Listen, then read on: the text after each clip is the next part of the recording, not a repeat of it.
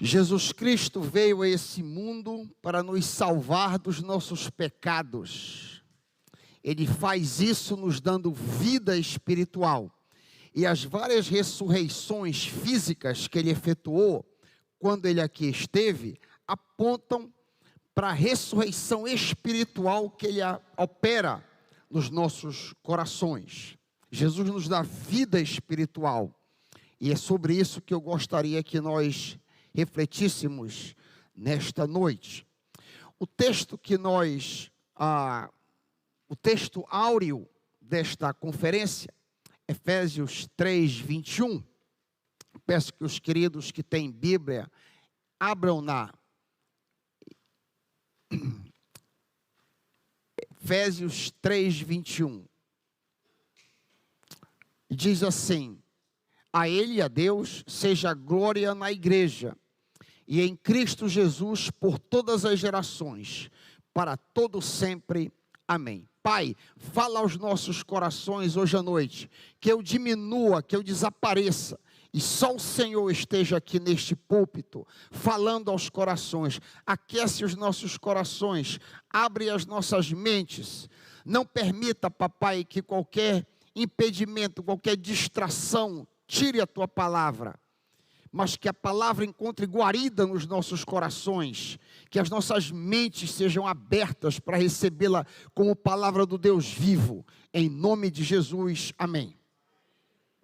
O texto de Efésios 3, 21, ele fala sobre a salvação que Deus quer operar no meio dos seres humanos. Salvação essa, dando vida espiritual.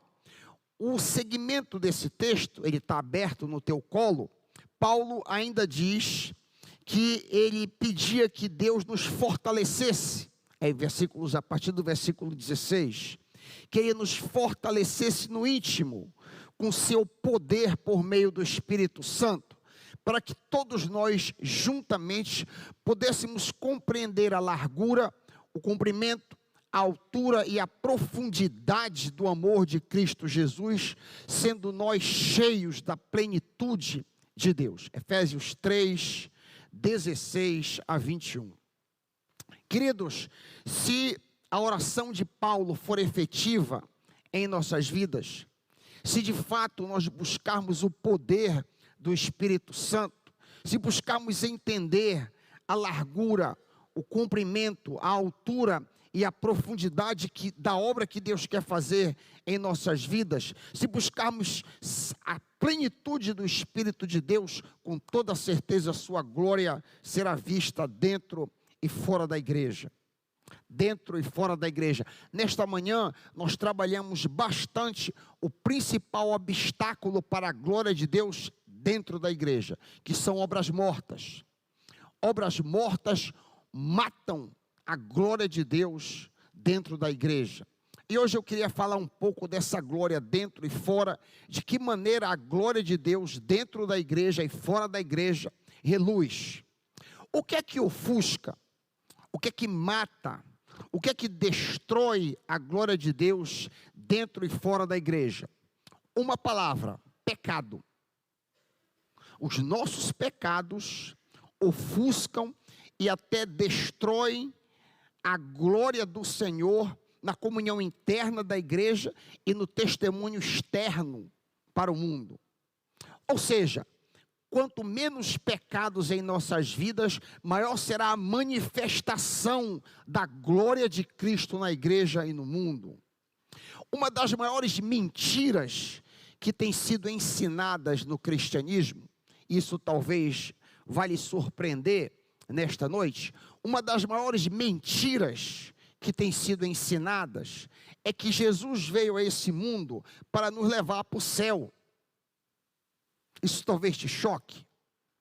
Jesus, primariamente, não veio a este mundo para nos livrar do inferno e nos levar para o céu. Jesus veio a esse mundo para nos salvar do pecado.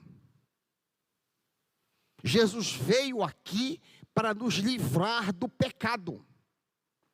Jesus veio a esse mundo para tirar vícios de nós, nos livrar dos nossos erros, nos livrar de práticas maléficas, de comportamentos que nos destroem e ofendem a Ele. O que exatamente é ser salvo do pecado? Eu, muitas vezes, atravessei, Belém é circundada por uma baía, que parece mais o mar. Eu atravessei inúmeras vezes a baía indo para o Marajó, fui pregar em muitas ocasiões. E o navio que a gente vai, um navio bastante grande, Bom Jesus, um navio alto. E se você imaginasse alguém caindo daquele navio na água, seria lançado um bote, uma boia, e aquela pessoa seria salva das águas, correto? A pessoa seria arrancada das águas, salva daquela situação. Jesus veio a esse mundo para nos arrancar do pecado. Jesus não veio aqui para nos levar para o céu. Jesus veio aqui para nos tirar do pecado. A primeira promessa do Novo Testamento é a seguinte: Ele será chamado Jesus porque levará o seu povo para o céu. É isso que diz? Não, não. Ele será chamado Jesus porque salvará o seu povo dos seus pecados. Para pensar nisso. A segunda promessa preciosíssima é que Jesus nos batizaria ou nos encheria com o Espírito Santo e com fogo, Mateus 3,11. Essas duas promessas preciosíssimas, faz do santo do Novo Testamento superior ao santo do Antigo Testamento. Essas duas características, vitória ao poder sobre o pecado, e 2, enchimento do Espírito, é a razão porque Jesus disse que depois de João Batista, qualquer pessoa poderia ser superior a ele. Vocês lembram que Jesus disse que dos nascidos de mulher, ninguém foi maior do que João Batista? Moisés, Elias, Jeremias, todos os santos, Jesus disse que foram inferiores a João Batista. Mas depois dele, os santos que viessem após poderiam ser maiores do que João Batista. Por que razão? Porque Jesus nos daria poder sobre o pecado. Veja, os santos da antiga aliança, eles não tinham vitória sobre o pecado. O que eles tinham era perdão de pecados. Os santos no Antigo Testamento tinham uma promessa de perdão de pecados, mas não tinham promessa de vitória sobre o pecado. Nenhum santo do Antigo Testamento podia cumprir ordenanças internas, tanto é que todas as ordenanças, os 10 mandamentos, os 613 mandamentos e ordenanças são externos, porque eles não tinham força. O Espírito Santo ainda não havia sido dado em abundância, como foi dado na nova aliança. Nós hoje somos, no poder do Espírito Santo, capazes de ascender a um nível superior aos santos da antiga aliança. Agora, raciocina comigo o seguinte: imagina que você tem um filho que por 3 anos seguidos está repetindo o mesmo ano escolar. Como que você se sentiria? Basta um ano, basta um filho seu repetir um ano, repetir, por exemplo, a 5ª série ou a 6ª série, com certeza você ficaria muito agoniado. É provável que você fosse ter a escola. O que está acontecendo? Ano após ano. E se ele passa 2, 3, 4 anos repetindo? Você está repetindo os mesmos pecados ano após ano? Você está repetindo as mesmas coisas, os mesmos erros, os mesmos pecados ano após ano? É possível que você seja um cristão da antiga aliança. É possível que você não tenha de fato entrado na nova aliança. Jesus veio nos dar poder sobre o pecado, nos salvar do pecado. Vamos imaginar que você estivesse evangelizando um ateu. Vamos imaginar que você dissesse: olha, Jesus pode te salvar. pode te dar vida eterna. O quê? E vamos imaginar que o ateu perguntasse para você: vem cá, Jesus pode me salvar de perder a calma com a minha esposa? Jesus pode me salvar do meu vício de pornografia? Jesus pode me salvar da ansiedade?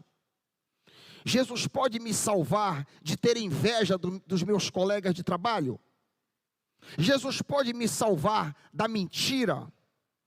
Caso você, cristão, que está evangelizando, não experimente essas vitórias, o que diria você para ele? Você diria provavelmente: olha, ele pode te levar para o céu, mas te salvar dessas coisas não. Que vergonha! Que vergonha para nós. A consequência é que você, como crente derrotado, teria que dizer não a ele, porque você não está experimentando as vitórias que o Senhor prometeu, as vitórias que Cristo promete, vitória sobre o pecado. E eu queria dar um testemunho hoje à noite, na minha própria vida. Como eu disse hoje de manhã, eu fui um religioso em grande parte da minha vida. Cristo Jesus, de fato, eu me converti com 28 anos, em 1990. Até então eu ia para a igreja, como muita gente. Eu sou filho, neto e bisneto de batistas. Então, eu era um mero religioso, como eu imagino alguns aqui também, mas eu não era um convertido. Eu não tinha vitória sobre nenhum pecado, ao contrário, eu era um derrotado. A minha vida era uma derrota total espiritualmente. Mas uma noite, em dezembro de 1990, eu entreguei a minha vida a Cristo. Eu me arrependi dos meus pecados, da minha hipocrisia, do meu farisaísmo, das minhas ações como ator, e entreguei a minha vida completamente a Cristo. E aí a minha caminhada cristã de fato iniciou. E eu comecei a ter vitórias tremendas na minha vida. Eu experimentei grandes vitórias, eu queria compartilhar uma com os irmãos. Eu havia lido N vezes, isso aqui, essa vitória é uma vitória que demorou bastante, porque eu não enxerguei como pecado. As vitórias externas foram rápido. Parar de chamar nome, fornicação, isso foi rápido. Mas as vitórias internas e mais difíceis demoraram bastante. E eu queria compartilhar com os irmãos uma vitória. Eu havia lido muitas e muitas vezes Efésios 4:31, que diz assim, aqueles que têm o texto santo pode abrir em Efésios, pode deixar um dedo. Aliás, você já está em Efésios, basta você avançar uma página. Efésios 4:31, diz assim: livrem-se de toda ira, cólera, gritaria. Eu já tinha lido, conhecia esse texto muito bem, mas de repente esse texto ganhou vida, e eu fui desafiado, quando eu enxerguei que eu me aborrecer era pecado. Eu nunca pensei que aborrecimento, que eu perder a calma, fosse uma questão de pecado. Eu sempre imaginei que perder a calma, se aborrecer, fosse uma questão de gênio, fosse uma questão de temperamento. Meu pai era um tanto genioso, então eu também sou. Por vezes, na minha loucura, na minha ignorância, eu me gabava de ser uma pessoa temperamental. Quando os meus olhos foram abertos para o Deus que diz, longe de vós, algumas traduções de livrem-se de toda cólera, algumas outras, sejam retirados de vocês toda gritaria. Epa, então não é uma questão de temperamento. O mesmo Deus que diz, não matarás, o mesmo Deus, e a gente leva muito a sério, diz, livrem-se de toda a ira. O mesmo Deus que diz isso. Quando eu entendi que eu estava pecando ao me aborrecer, eu disse, eu vou derrotar esse gigante com o auxílio do Espírito Santo de Deus. E aí então, eu já era crente, já tinha feito mestrado em teologia, já estava caminhando com o Senhor há muitos anos. Todas as vezes que eu me aborrecia, eu pedia perdão para o Senhor. me aborrecia pedir perdão. E eu notei que ao longo dos meses, eu pedir perdão começou a espaçar. Começou a espaçar, e eu venci. Venci o gigante do aborrecimento. E a vida cristã é gloriosa. Jesus veio nos arrancar do pecado. Eu fui arrancado, eu fui salvo da ira. Isso produziu resultados maravilhosos na minha vida. Quando eu me casei, eu já tinha vencido esse pecado. E o resultado é que eu e a minha esposa, para a honra e glória do Senhor, vivemos no céu. Eu nunca levantei a voz para minha esposa. Nunca. Porque eu venci o pecado da ira antes de me casar. Essa é a vida de vitória sobre o pecado que Deus quer te dar. Essa é a vida de vitória. Ele será chamado Jesus, porque salvará o seu povo dos seus pecados. Ele vai arrancar os seus filhos dos seus pecados. E não levar para o céu. Levar para o céu é consequência. Levar para o céu é fim de jornada. Jesus veio aqui para te tirar dos teus vícios. Meus irmãos, muitas das vezes a igreja está morta. Nós muitas vezes estamos vivendo como os filhos das trevas. Muitas das vezes não há diferença no estilo de vida do crente e o estilo de vida do ímpio. Isso é uma vergonha. Muito em parte por ensino errado, que só fala em céu. E aí então deixa os crentes preocupados em se livrar do inferno e não em vencer o pecado. Todos nós, você e eu, que conhecemos a Cristo, que temos Jesus como nosso Salvador e Senhor, como chefe das nossas vidas, somos chamados a experimentar as bênçãos espirituais da nova aliança. Todas as vezes que nós oramos o Pai Nosso, venha o teu reino, seja feita a tua vontade, Pai Nosso que estás no céu, santificado seja o teu nome, venha o teu reino, é para que a vida do reino dos céus venha sobre nós hoje. E esses valores do céu envolvem vitória sobre o pecado.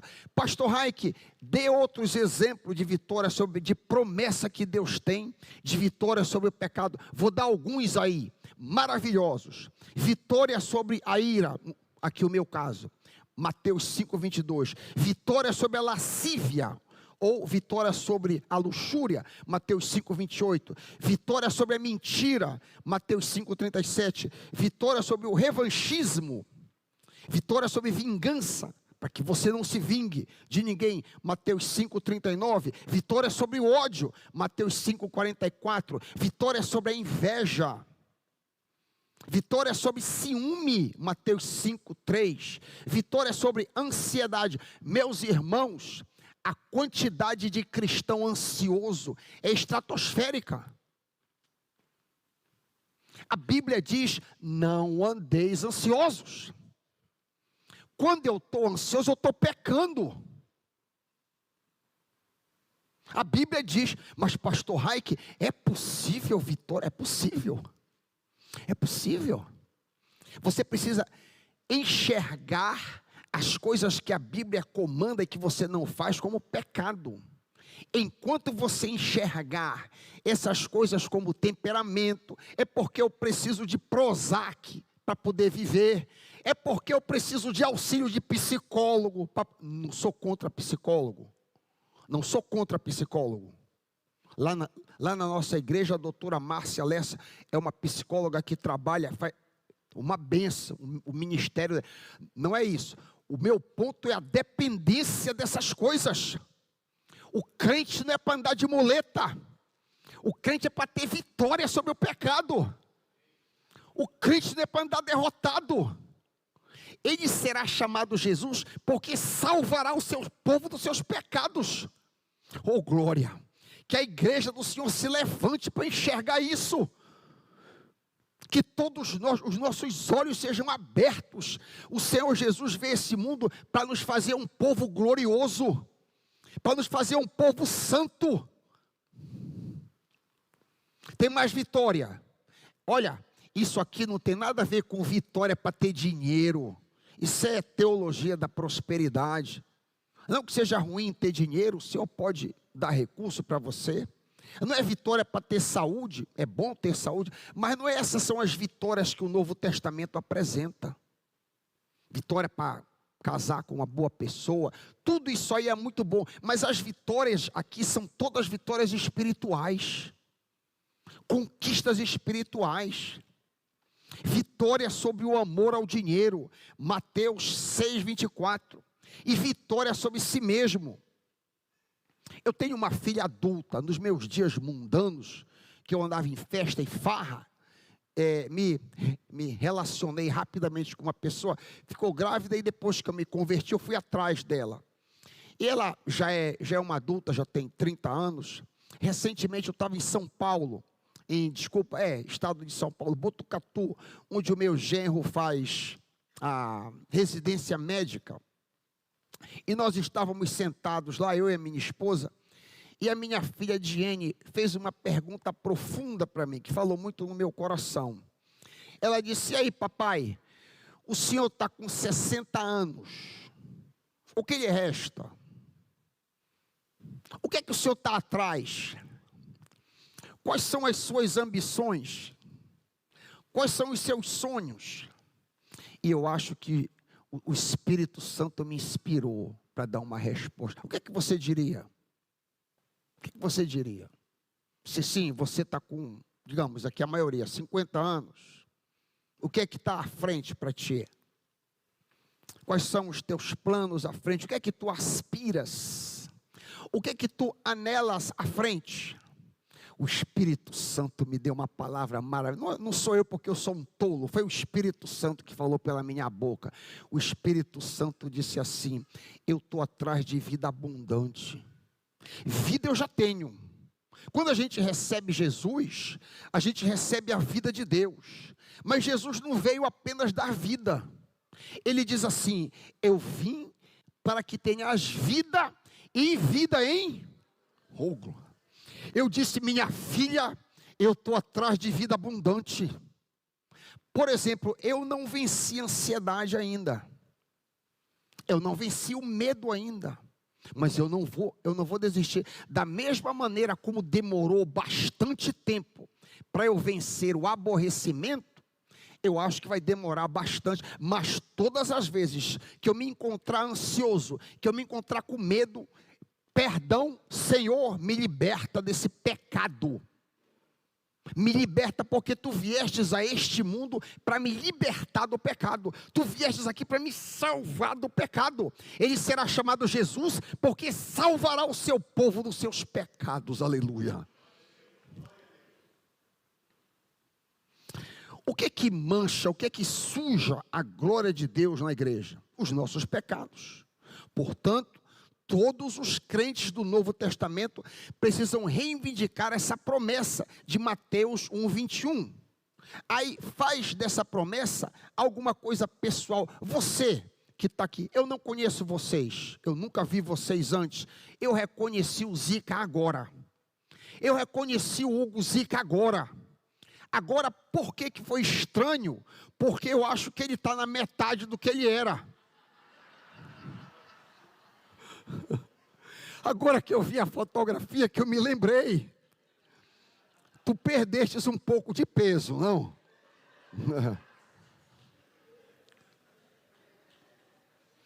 Faz da promessa de Mateus 1:21 pessoal. Faz dela pessoal. Olha só, abre aspas. Meu Jesus, tu prometes não apenas perdoar os meus pecados, mas também me salvar dele.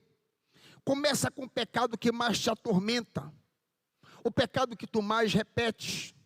Saiba que você não estará sozinho. O Senhor Jesus está do teu lado. Aleluia. O Senhor está do teu lado. Tu tens Deus do teu lado. Não para te levar para o céu imediatamente, mas para te salvar do pecado. Para te arrancar do pecado. Deus está contigo. Lança a mão disso. Faz o que eu fiz. Mudou a minha vida. A minha vida é outra. A minha vida até 1990 era uma. Eu era um religioso hipócrita, derrotado, indo para a igreja, entregando dízimo, fazendo todos os rituais, mas eu era não havia diferença nenhuma entre alguém que não vai para a igreja e eu que ia para a igreja. Mas quando eu entreguei a minha vida para o Senhor Jesus, entreguei completamente a minha vida, eu quero te servir, te honrar, minha vida mudou. E começou um lento processo, é verdade, bem lento, mas começou um lento processo de escalada. A vereda do justo é como a luz da aurora, que vai brilhando mais e mais, até ser dia perfeito. Eu estou nessa caminhada, eu quero te chamar para essa caminhada.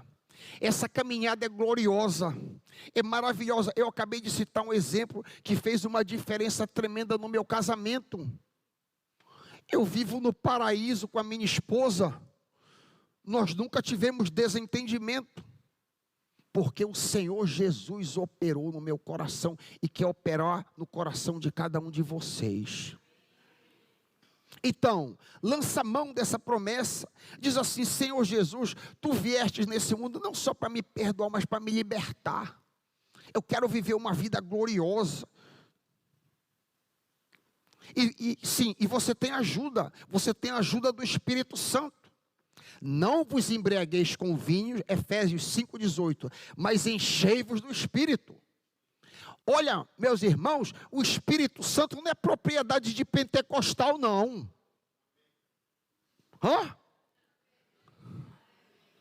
O Espírito Santo não é propriedade de nenhuma denominação, não. O Espírito Santo é de todos os cristãos. Agora, os nossos irmãos pentecostais, eles muitas das vezes se valem, certa ou erradamente, eles se valem do Espírito Santo. Aí, às vezes, os batistas ficam meio com medo. Que é isso? Você fica com medo do Espírito Santo? Por quê? A Bíblia diz que é para você se encher do Espírito Santo. Esse texto aqui, de Efésios 5,18, eu tenho certeza que a maioria aqui sabe decor. Eu aprendi isso pequeno, ouvindo lá do púlpito da igreja. Não vos embriagueis com o vinho, no qual há dissolução, porém, enchei-vos do Espírito. Qualquer um diria que é pecado se entrasse um bêbado aqui na igreja. Se entrasse um camarada cambaleando aqui na igreja, a gente não ficaria um tanto desconfortável? Se entrasse um bebão aqui, porque a gente vê que isso é pecado. Mas eu nunca vi ninguém escandalizado porque não se enche do Espírito Santo. Alô? Um comando negativo, não se embriague. O comando positivo, encham-se do Espírito Santo. Por que eu levo a sério o comando negativo? Eu não estou estimulando ninguém a se embriagar, não é esse o meu ponto. Não é esse o meu ponto. Mas por que a gente leva a sério esse comando aqui? Não embriaga, e a gente não leva a sério, enchei-vos do Espírito. Por que não? Olha, todas as manhãs, da cama para o chão, todas as manhãs, a minha esposa é testemunha, se bem que ela está dormindo, geralmente, mas eu me acordo da minha cama, cara no chão. Senhor, me enche do teu Espírito hoje, me enche do teu Espírito Santo hoje. Jesus fala em nós seguirmos Ele dia após dia. O que encheu ontem, não vale mais para hoje. Enche-me do teu Espírito, me dá forças. Me dá força contra o pecado. Me dá força que eu seja um homem santo. Me dá forças hoje. E eu quero encorajar a igreja a que vocês busquem o Espírito Santo diariamente.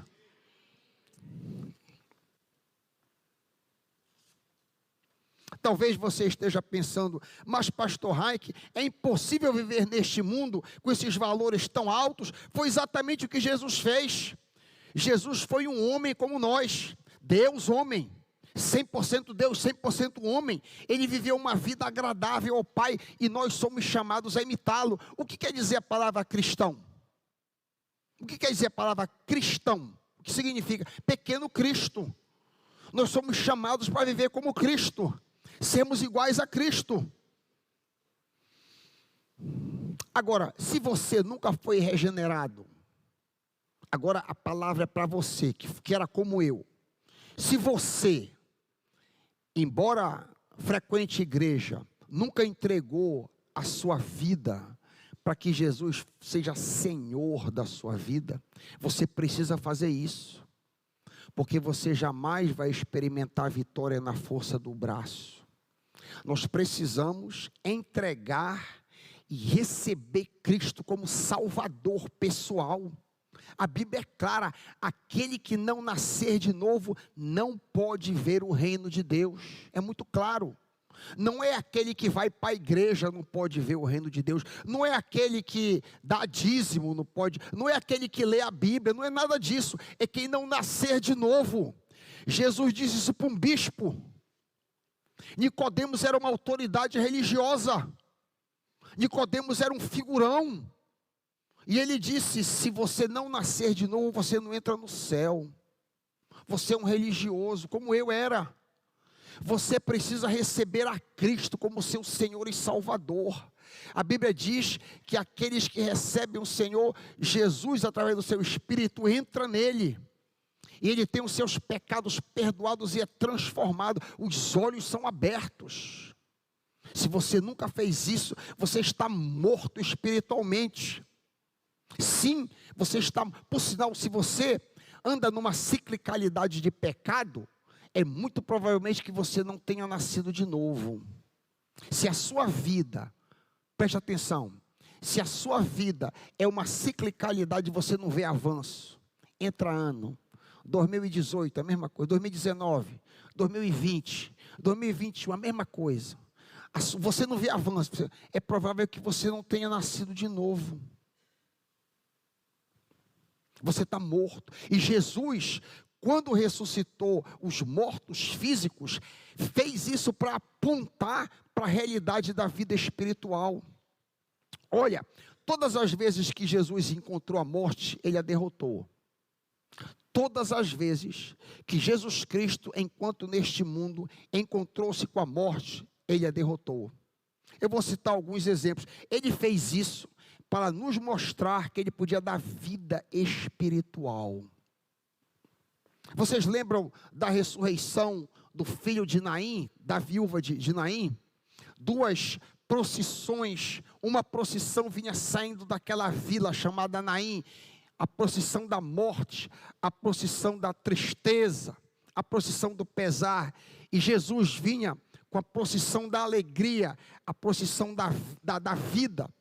Então ele encontra, e aí então diz o texto, Lucas 7, que aquela viúva, mãe de um único filho, estava muito triste, e Jesus toca naquele esquife. Esquife era a cama aberta, no qual o corpo era colocado, e ele diz, movido por compaixão, levanta, aleluia, levanta, e aquele corpo frio levantou, ele entregou a sua mãe. Isso aqui é uma imagem, é uma metáfora, é uma fotografia do fato que Jesus dá vida espiritual.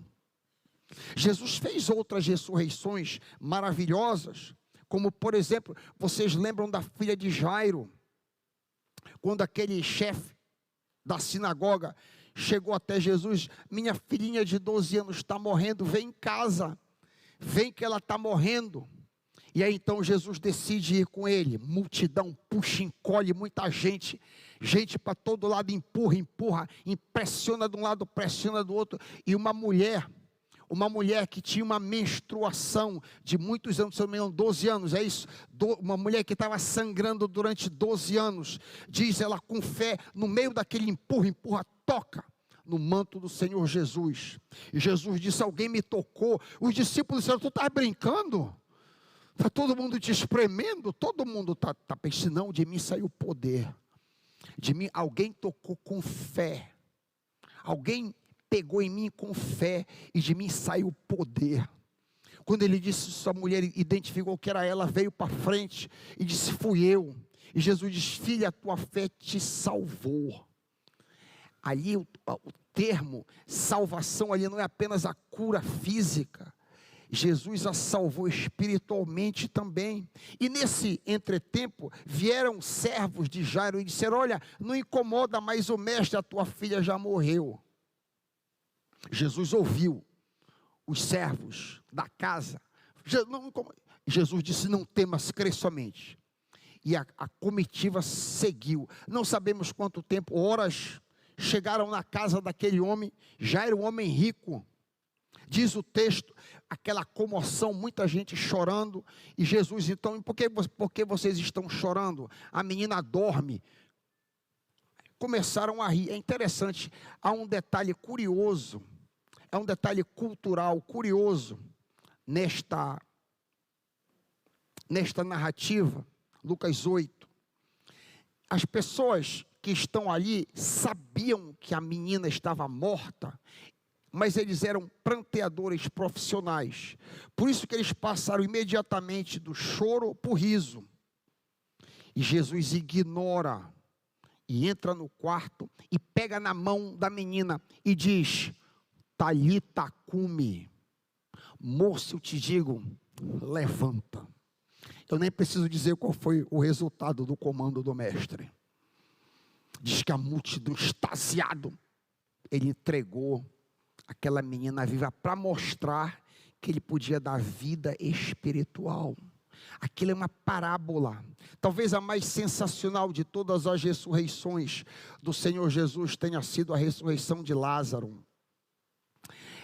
Sempre que eu faço casamento, eu tenho feito eu oficio muitos casamentos lá na igreja, e eu sempre digo para os nubentes, digo: olha, você já prestou atenção como é importante o casamento aos olhos de Deus? A saga da humanidade começa com o casamento no Éden. A saga da humanidade, a história do homem, termina com o casamento em Apocalipse 19, entre a igreja e o Cordeiro. E bem no meio da história humana, quando Deus resolveu vir à terra, Ele não faz uma coisa sensacional para abrir o ministério, Ele abre com casamento. Olha como o casamento é valoroso aos olhos de Deus. Mas eu ia dizer que sempre quando eu prego em casamento, por que Jesus não abre o seu ministério com uma coisa espetacular como a ressurreição de Lázaro? Teria sido espetacular.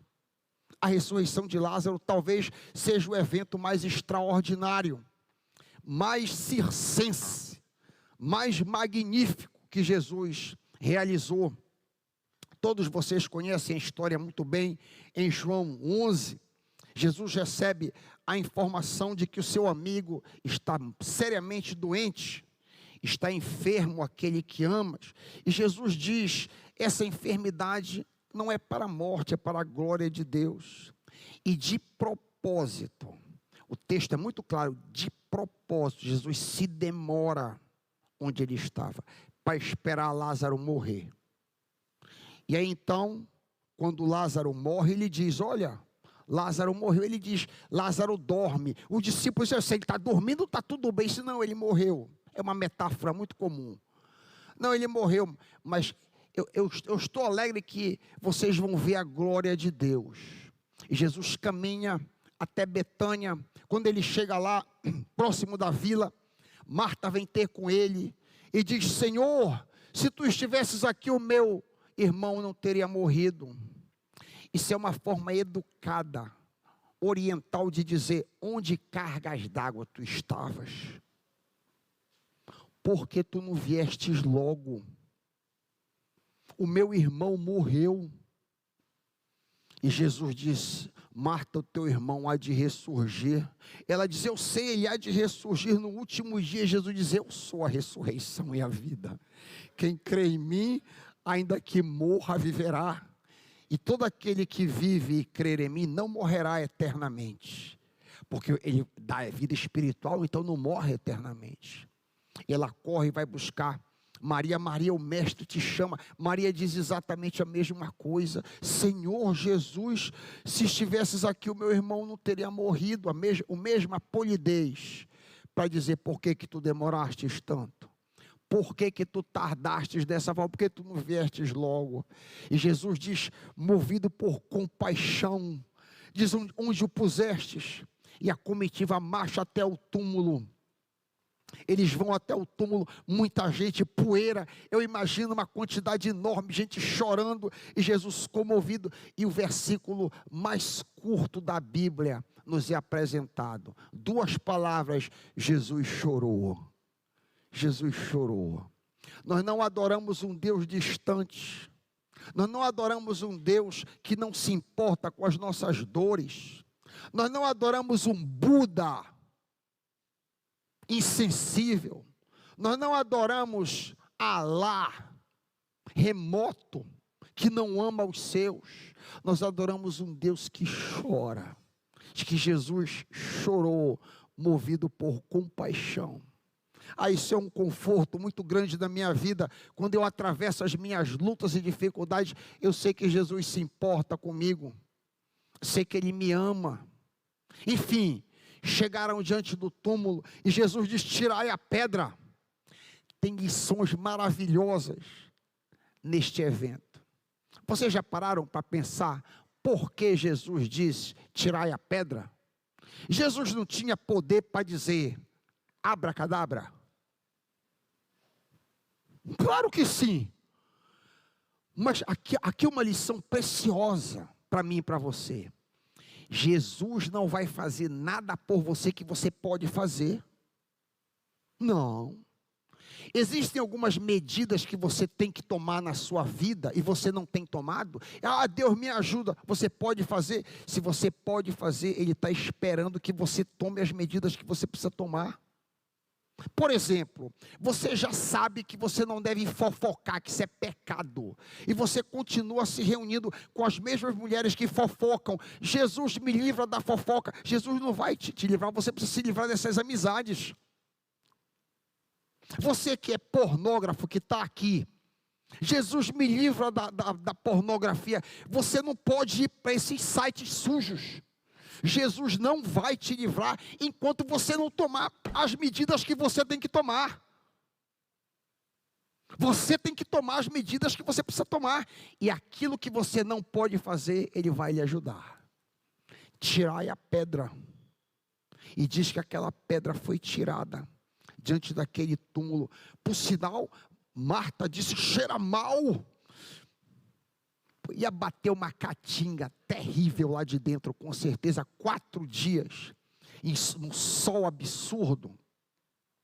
Uma vez, eu nunca esqueço desta cena, porque me marcou. Eu, sem querer, derramei leite de gado no carpete de um Fiat que tinha. Leite, não é leite industrial, leite de gado, sem estar fervido. Derramou e o carro ficou fechado no sol, não sei quanto tempo.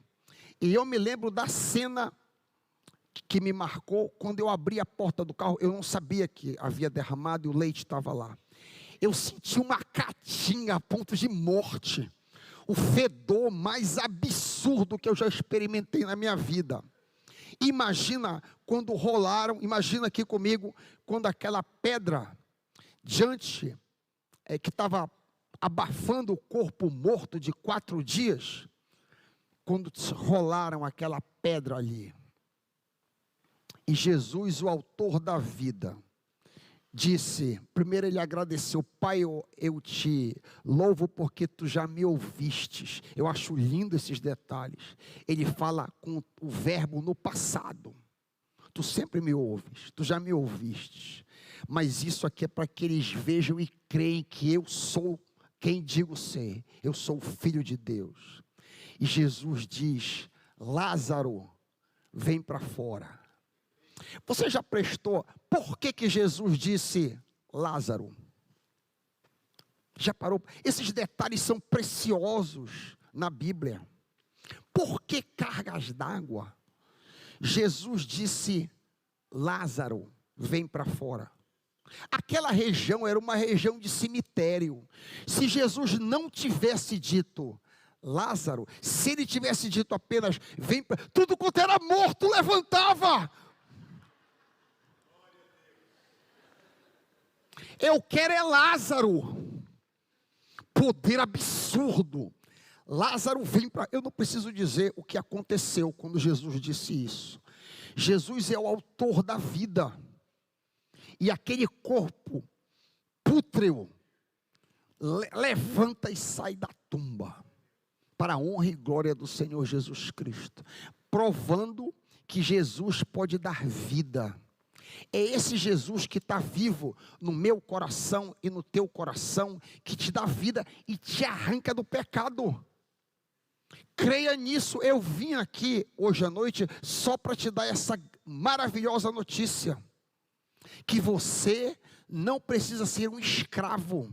Esse não é o projeto de vida que Deus tem para ti. Não. Jesus veio aqui não apenas para nos dar vida, e muitos aqui já têm, mas dar vida abundante. Uma vida de liberdade, uma vida de alegria, uma vida de contentamento, um pedacinho do céu na terra. É a vida que Ele quer dar para todos. Todos aqueles que amam a Jesus estão convidados a ter essa vida. Ele será chamado Jesus, porque salvará o seu povo dos seus pecados, aleluia. Se você é um escravo do pecado hoje à noite, eu quero te convidar para que você faça um voto, para que você, no seu coração, para que você decida fazer o que eu fiz uma noite em dezembro de 1990. Senhor, eu quero te servir. Chega de vida dupla. Não quero viver uma vida hipócrita. Quero viver uma vida santa. Isso foi um start, isso foi um começo muito difícil, muita patinação, mas houve um divisor de água. Eu nunca mais fui o mesmo. Tive alguns retrocessos ao longo do caminho, são 33 anos. 33 anos de caminhada com Cristo. Mas foi a melhor decisão que eu já tomei na minha vida. Nada se compara a isso. Eu tive algumas boas decisões, títulos que alcancei, a esposa maravilhosa que o Senhor me deu. Tudo isso é muito bom, mas nada se compara ao fato de eu ter entregado a minha vida para Cristo. Entregado incondicionalmente e ter feito dele o meu Senhor, o meu rei, o meu chefe. O que eu estou falando não tem nada a ver com religião. Se você é um visitante aqui, eu não estou me referindo à igreja. Eu não estou me referindo a ser batista. Não estou me referindo a nada disso. Eu estou pedindo, eu estou implorando para que você entregue a sua vida a Cristo. Receba-o no seu coração como seu Senhor. Ele quer dar uma vida maravilhosa para você. Se você entendeu a mensagem, se o Espírito Santo está falando, e se você também é um desviado, pode ser que você seja membro dessa igreja, mas esteja vivendo uma vida dupla. Quem sabe não é esse o caso? Quem sabe nós não temos pessoas aqui que estão vivendo uma vida suja, e o pastor não sabe, a esposa não sabe, os filhos não sabem. Acaba com isso. Vive uma vida transparente para a honra e glória do Senhor Jesus. Foi para isso que eu vim aqui hoje à noite. Eu queria te convidar para tomar uma decisão. Se você entendeu a mensagem, se a mensagem chegou no teu coração e você quer mudar de vida, você quer se agarrar nessa promessa, o seu papel é empurrar a pedra. Esse é o seu papel. Empurra a pedra. Eu queria orar contigo hoje à noite. Alguém aqui que o Espírito Santo falou, o que quer que seja, você quer mudar, levanta sua mão, eu quero orar com você hoje à noite. Amém, já vi. Amém, já vi. Amém, amém. Alguém mais que quer? Eu quero orar por ti, amém, já vi. Pode baixar sua mão. Amém, pode baixar. Se você entendeu a palavra, amém, já vi lá atrás, pode baixar. Se você entendeu o que foi dito, eu não estou pedindo para que você venha se congregar aqui, não é isso que eu estou dizendo. Eu não estou pedindo para você fazer jejum, para você ler Bíblia, nada disso. Eu estou pedindo para que você coloque todo o seu ser nos braços do Senhor Jesus Cristo, que Ele quer te dar vida abundante. Pai, Tu vistes essas mãos que foram levantadas, a mesma operação que Tu fizeste na minha alma, faz nessas mãos que se levantaram. Dá a eles não apenas vida, mas vida abundante, vida livre de medo, vida livre de vícios, uma vida alegre em Ti, Pai. Ó Pai, eu encomendo essas pessoas aos Teus cuidados. Eu faço isso, Pai, no nome do Teu Filho, que vive e reina contigo, com o Espírito Santo, e toda a igreja apoiando diz: amém. Quero agradecer o convite honroso, que Deus abençoe ricamente o ministério do colega Hugo Santos Zica, que Deus abençoe, que tenha um ministério frutífero, que essa igreja se torne uma grande igreja, principalmente em santidade. Deus não está interessado em números. Jesus, quando esteve nesse mundo, não estava interessado em números. Vocês já notaram, isso não tem nada a ver, pastor, perdoe. Vocês já notaram que quando muita gente estava seguindo a Jesus, ele disse as coisas mais fortes: vocês estão atrás de mim por causa do pão que vocês comeram ontem. Trabalhai não pela comida que perece. Então Deus está atrás de uma noiva. Jesus Cristo está voltando. Os sinais são muito claros. Está voltando, a imoralidade aumentou muito. Vocês não estão enxergando? Israel voltou à terra, a imoralidade está subindo, ideologia de gênero, todo tipo de imundície. Agora, uso de drogas é plataforma de campanha. Quando eu era jovem, maconheiro era um insulto quando eu era jovem. Hoje é um aclamo, é plataforma de campanha para que você se eleja. Como é possível isso? A cultura está mudando completamente. Jesus Cristo está voltando, que estejamos prontos como noiva santa, em nome de Jesus, amém.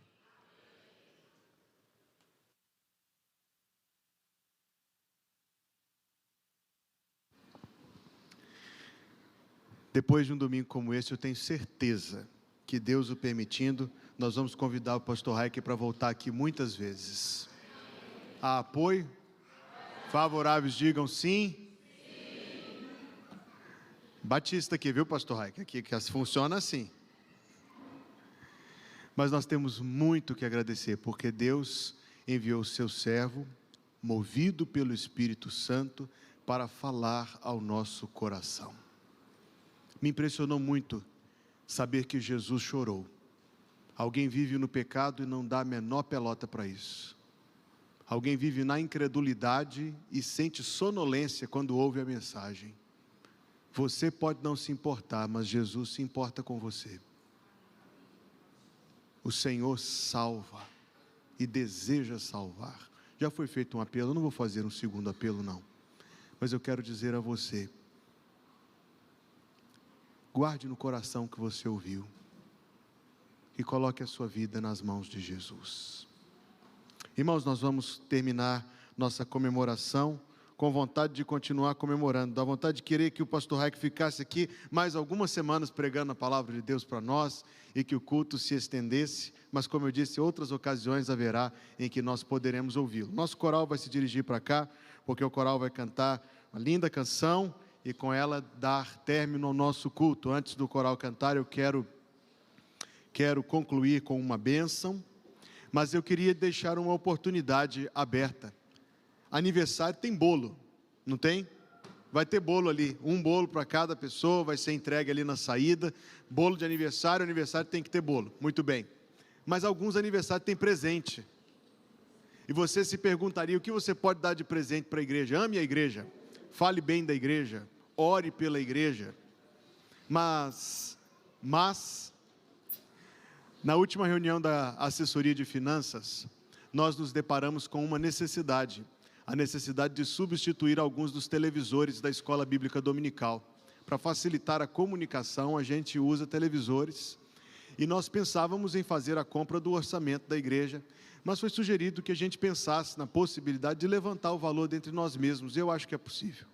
Então, se o Senhor toca o seu coração, cada televisor custa entre R$ 1.700 e R$ 2.000, nós estamos nos referindo a televisores de 43 polegadas que atendem o espaço das salas da Escola Bíblica Dominical. Se você gostaria de ofertar nesse sentido, talvez aí a título, maneira informal de me expressar por ocasião do aniversário da igreja, use esse Pix adm@ibplenitude e mande o comprovante e dizendo que é oferta para compra de televisores, para a gente poder repor alguns que já deram problema e outros que a gente está precisando de adquirir. Fica aí como uma oportunidade, como algo que vai ser muito bem-vindo, se o Senhor dirigir o seu coração, assim contribuir para a sua igreja. Fique em pé.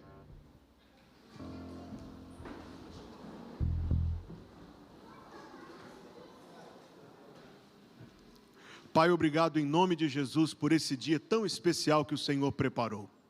E obrigado pelo teu grande amor por nós, a ponto de ter entregue o teu Filho sobre a cruz para nos salvar. Obrigado por este culto que está chegando ao término e que o Senhor, Deus, nos dê um coração tal que saiba reter aquilo que o Senhor falou para nós a partir da tua palavra. Obrigado pela vida do teu servo, da sua esposa, da filhinha Radassa, do bebezinho no ventre, que o Senhor continue a abençoar esta família, abençoar a igreja lá em Belém, mas abençoar também a esta igreja, Senhor, e nos dá a ser uma igreja viva no poder de Jesus, que glorifica o Senhor e que proclama o Evangelho no poder do Espírito Santo.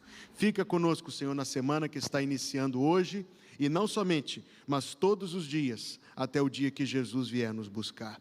Que o Senhor te abençoe e te guarde.